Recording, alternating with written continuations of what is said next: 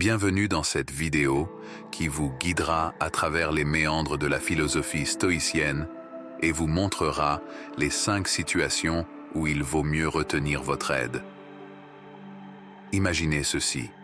La vie est comme un grand buffet et nous sommes les serveurs.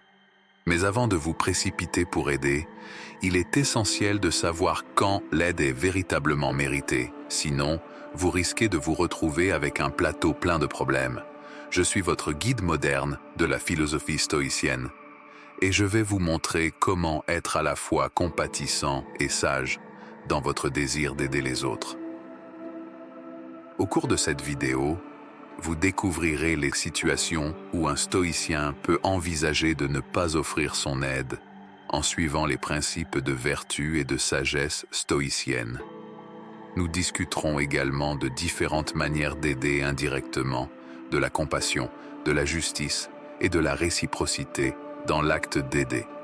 En fin de compte, je vais vous donner un conseil stoïcien essentiel pour vous guider dans ces situations délicates. Alors, restez avec nous jusqu'à la fin, car cette vidéo pourrait bien changer votre perspective sur l'aide aux autres. Les 7 situations où tu ne dois pas offrir ton aide. 1. Quand il y a un manque d'intégrité ou de malhonnêteté. Imaginez que vous êtes à une fête et que quelqu'un tente de tricher au jeu de cartes. Offrir de l'aide dans cette situation serait comme apporter plus de cartes truquées. Les stoïciens, tout en valorisant l'aide, sont également des gardiens de l'intégrité et de l'honnêteté. Si vous voyez une personne manquant d'intégrité, il peut être préférable de ne pas contribuer à ses actions malhonnêtes. 2. Lorsque la personne est engagée dans un comportement destructeur. Imaginez que vous soyez le témoin d'une amitié qui devient toxique. L'offre d'aide peut être vue comme une caution à ce comportement destructeur. Dans la philosophie stoïcienne, l'accent est mis sur la sagesse et la vertu. Parfois, la meilleure aide que vous pouvez offrir consiste à laisser les gens tirer leurs propres leçons. 3. Quand il y a un manque d'effort personnel pour s'améliorer. Imaginez que vous essayez d'enseigner à quelqu'un à nager, mais il refuse de bouger dans l'eau. Les stoïciens valorisent l'effort personnel pour l'amélioration. Si quelqu'un ne montre pas d'effort pour changer sa propre situation, votre aide pourrait être inutile. Les stoïciens reconnaissent que chacun doit faire sa part. 4. Si la réciprocité est absente dans la relation. Imaginez que vous soyez toujours là pour un ami, mais il ne semble jamais être là quand vous avez besoin d'aide. Les stoïciens croient en la réciprocité dans les relations. Si vous êtes le seul à donner, il est temps de réévaluer la situation. Votre aide doit être équilibrée. 5. Lorsque l'aide met en danger la propre santé ou le bien-être du stoïcien. Imaginez que quelqu'un vous demande de l'aider à déménager, mais vous êtes déjà épuisé et malade.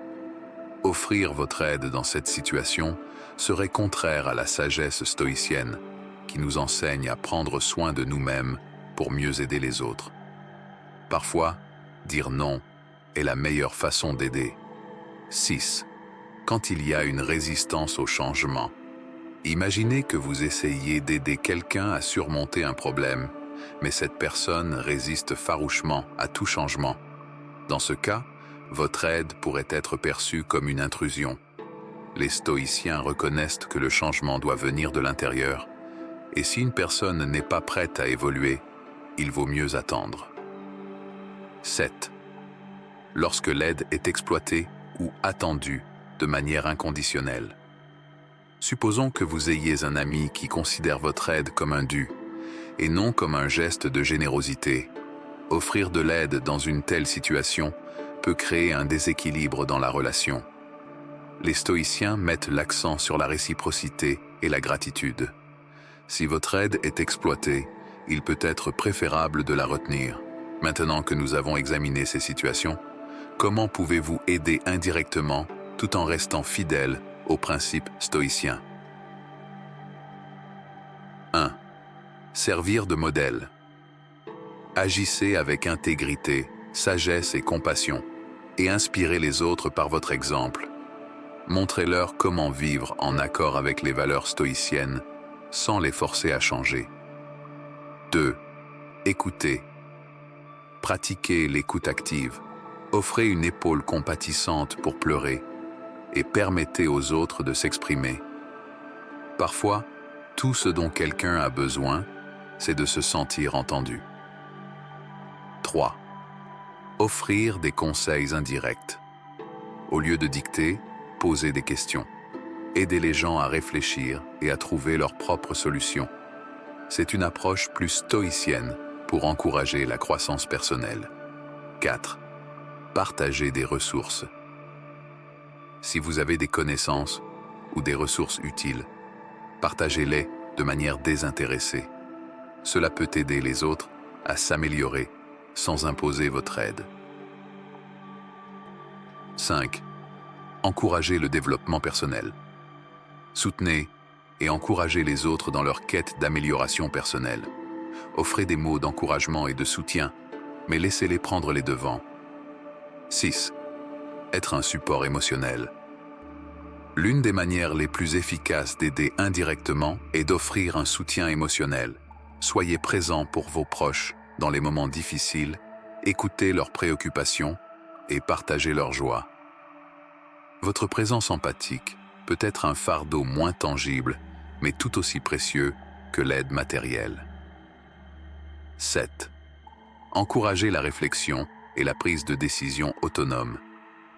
Plutôt que de fournir des solutions toutes faites, encouragez les personnes à réfléchir par elles-mêmes. Posez des questions ouvertes qui les guideront vers des choix réfléchis. Cela renforce leur autonomie et leur capacité à prendre des décisions éclairées. L'importance de la compassion, de la justice et de la réciprocité. La philosophie stoïcienne nous rappelle que la compassion est essentielle, mais elle doit être équilibrée par la justice. Vous devez agir avec sagesse et discernement pour éviter de soutenir des comportements destructeurs. De plus, la réciprocité est la clé des relations saines. Si vous offrez constamment votre aide sans rien recevoir en retour, cela peut devenir un fardeau. Révélation et conclusion. En conclusion, la philosophie stoïcienne offre une boussole précieuse pour naviguer dans les eaux tumultueuses de l'aide aux autres. Vous avez appris les 7 situations où un stoïcien peut envisager de ne pas offrir son aide, ainsi que des stratégies pour aider indirectement. Mais rappelez-vous, chaque situation doit être évaluée en fonction des principes stoïciens de vertu et de sagesse.